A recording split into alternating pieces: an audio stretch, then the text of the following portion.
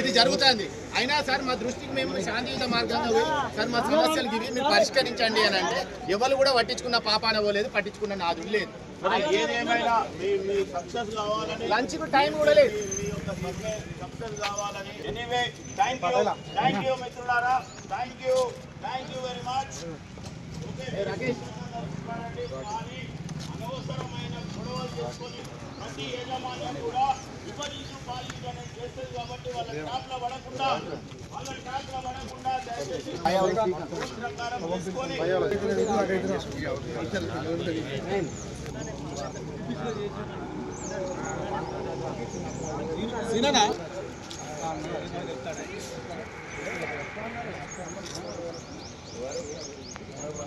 ప్రతాపన్న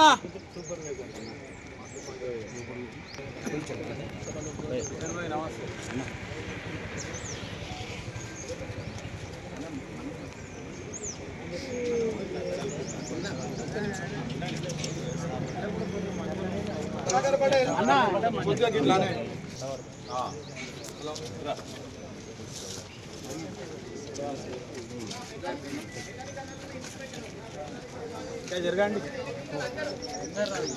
వెంటనే వర్ధిల్లాలి కార్మికుల ఐక్యత, వర్ధిల్లాలి కార్మికుల ఐక్యత, రచించాలి ఆర్ఎఫ్ఎల్ యాజమాన్య మండి వైఖరి, రచించాలి ఆర్ఎఫ్ఎల్ యాజమాన్య మండి వైఖరి, రచించాలి ఆర్ఎఫ్ఎల్ యాజమాన్య మండి వైఖరి, పరిష్కరించాలి కార్మికుల నియమ డిమాండ్లను వెంటనే, పరిష్కరించాలి కార్మికుల నియమ డిమాండ్లను వెంటనే, వర్ధిల్లాలి ఆర్ఎఫ్ఎల్ కార్మికుల ఐక్యత, వర్ధిల్లాలి ఆర్ఎఫ్ఎల్ కార్మికుల ఐక్యత.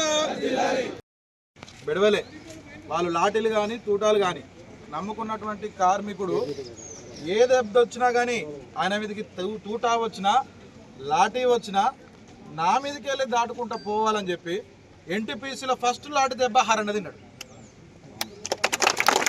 అది చాలా మంది చెప్తారు, నీ మీదకి ఏమొచ్చినా నేను తీసుకుంటా అంటారు, కానీ ప్రత్యక్షంగా అది ఫీల్డ్ మీద ఉండి చూపించినటువంటి ఏకైక నాయకుడు హరణ.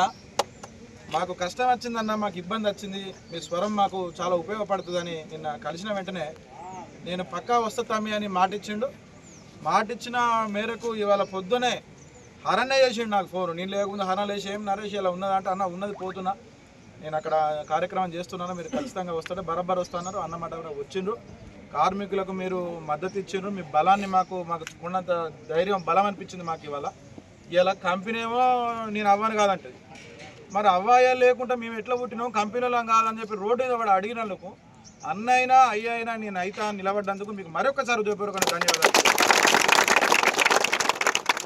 ఇవాళ కొత్త వాళ్ళు వస్తున్నారు, మేము చెప్పే ప్రయత్నం చేసినాం, గౌరవ ఎమ్మెల్యే గారికి చెప్పే ప్రయత్నం చేసినాం. ఎందుకంటే బట్టగాల్సి మీద చేసుడు మా ఆనవాయితీ కాదు, కొద్దిగా సర్దుకోండి. ఇక్కడ మేము ఇండిపెండెంట్ యూనియన్ ఏ పార్టీలకు అనుబంధం లేకుండా ఉన్నామన్నా, ఇక్కడ ఇండిపెండెంట్ కొట్లాడుతున్నాం.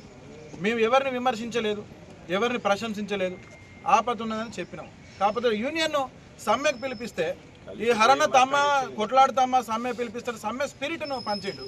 ఇలా సమ్మె ఫెయిల్ కావాలని చెప్పి సమ్మె కార్మికులందరినీ మోసం పోవాలి, పొట్ట మీద కొట్టాలని చెప్పిన మాత్రం తప్పు పద్ధతి. ఈపీ మీద కూడా కొట్టు, కానీ పొట్ట మీద కొట్టడం మాత్రం తప్పు పద్ధతి. సమ్మెను మీరు ఫెయిల్ చేస్తా అన్న వల్లే ఇలా సమ్మె సక్సెస్ అయింది.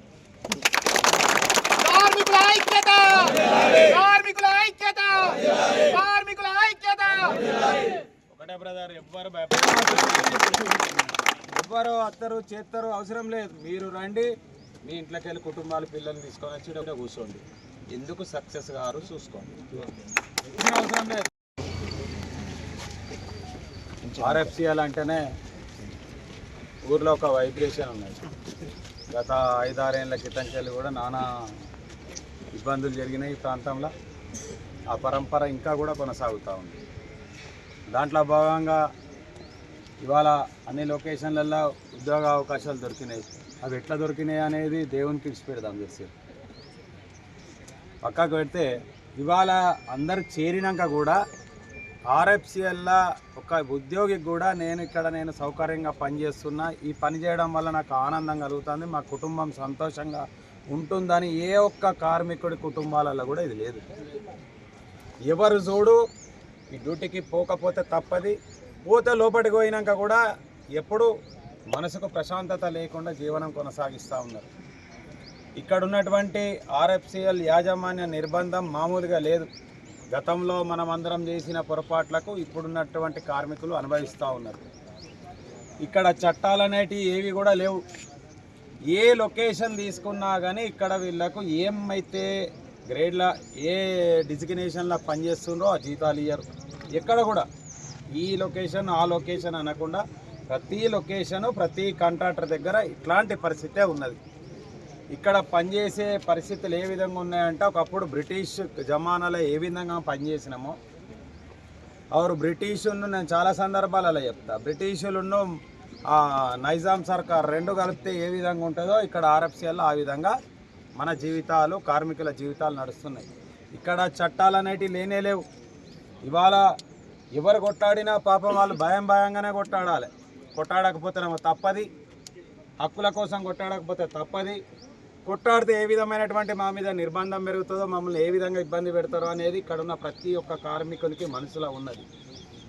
ప్రభుత్వాలు మారినాయి, కొత్త ప్రభుత్వం వచ్చింది, కొత్త నాయకుడు వచ్చిండు. వచ్చేటప్పుడు చెప్పిండు నేను బీహారీని ఎలగొడతా, అందరికి ఉపాధి కల్పిస్తా అని. మరి మా కొత్త నాయకునికి ఇక్కడ బీహారీలు ఉన్నది కనబడతలేదా? ఏదైతే లోడింగ్ కానీ ఇంకా మిగతా లొకేషన్లల్లో బీహార్ కార్మికులు పనిచేస్తుండ్రు, న్యాయంగా మన కార్మికులు పనిచేయాలి.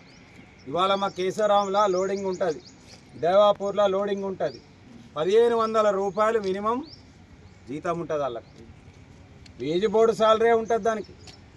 వేజ్ బోర్డుకు తక్కువ జీతమే ఉండదు అసలు. లోడింగ్ అంటేనే వేజ్ బోర్డు. అట్లాంటి వేజ్ బోర్డు అంటే ఏందో ఇక్కడ తెలియని పరిస్థితి. 500 ఇస్తాడు, 600 ఇస్తాడు, పని ఉంటే రమ్మంటాడు, పని లేకపోతే వెళ్ళిపోమ్మంటాడు. టిఫిన్ పట్టుకొని రావాలి, మళ్ళీ పోవాలి. ఎప్పుడు పిలుస్తాడో ఎప్పుడు ఎలా కొడతాడో తెలియదు. ఎవడైనా మాట్లాడితే పాస్ గుంజుకోవాలి, ఎలగొట్టాలి. ఇంతటి నిర్బంధంలో ఇవాళ మా ఆర్ఎఫ్సిఎల్ మజ్దూర్ యూనియన్కి వెళ్ళి మా సోదరుడు అంబటి నరేష్ గారు మళ్ళొకసారి ఇక్కడికి వచ్చి కార్మికులందరూ పోయి తనను సంప్రదించి ఉండాలని చెప్పి తను ముంగటికి వచ్చి పోరాటం చేస్తుండు, మాట్లాడుతూ ఉన్నాడు. వాళ్ళు ఇంకొక సంఘం పుట్టుకొచ్చింది. మరి ఇన్నేళ్ళు వాళ్ళు ఎక్కడున్నారు? వాళ్ళదే ప్రభుత్వం రావచ్చు, ఎవరైనా సంఘాలు పెట్టుకోవాలి, కొట్లాడేది కార్మికుల కోసమే. ఒకరు సమ్మె పిలిపో ఒక పోరాటానికి పిలిపించినప్పుడు మనకి ఇష్టమున్నా లేకున్నా మద్దతు ఇవ్వాలి. ఇష్టమున్నా లేకున్నా మద్దతు ఇవ్వాలి. యూనియన్ ఎందుకోసం పెట్టినాం? నేను ఎవరి కోసం వచ్చినా, నేను ఎవరి కోసం వచ్చిండు, ఈయన్న ఎవరి కోసం వచ్చిండు? కార్మికులు. నువ్వు వ్యతిరేకం చేయకు, చెప్పు. నీ పరంగా నువ్వు కొట్లాడు, మా పరంగా మేము కొట్లాడతాం. మకాన్ సింగ్ ఎమ్మెల్యేగా ఉండి ఏం చేస్తాడు? మొన్న ఏం చేసిండు? పైంక్ లైన్లో ఓసీ ఫైల్ ఏం చేసి కార్మికులకు ఏ విధంగా అన్యాయం అయిందో తెలుసు. ఇక్కడ కూడా గొప్పగా ఏం జరగదు. మేనేజ్మెంట్ను భయపట్టాలి, వర్కర్లను అడ్డం పెట్టుకోవాలి, స్థానికులను అడ్డం పెట్టుకోవాలి, యాజమానులతో కుమ్ముకు కావాలి తప్పించి ఇంకేమైనా లాభమైన పనులు ఇప్పటివరకు ఆయన చేసిన దాఖలాలు లేవు. సందర్భం వచ్చినప్పుడు అవన్నీ కూడా మాట్లాడతాం. ఇది మన అందరి సమస్య, ఎవరిని విమర్శించదలుచుకోలేదు. కాకపోతే వాళ్ళ యూనియన్ వచ్చేసి దీన్ని సమ్మెను విచ్ఛిన్నం చేసే ప్రయత్నం చేస్తున్నారు కాబట్టి నేను ఇక్కడ వాళ్ళ పేరు తీసుకోవాల్సి వచ్చింది. వాళ్ళు పెట్టాలి, స్వాగతిస్తున్నాం. ఎవరు యూనియన్ పెట్టినా ఒక ఇండస్ట్రీలో 10 యూనియన్లు ఉంటాయి. మా ఎన్టీపీసీలో 10 యూనియన్లు ఉన్నాయి, 15 ఉన్నాయి. సభ్యత్వం ఉన్న యూనియన్ ఉంటాయి, సభ్యత్వం లేకపోయినా యూనియన్ ఉంటాయి.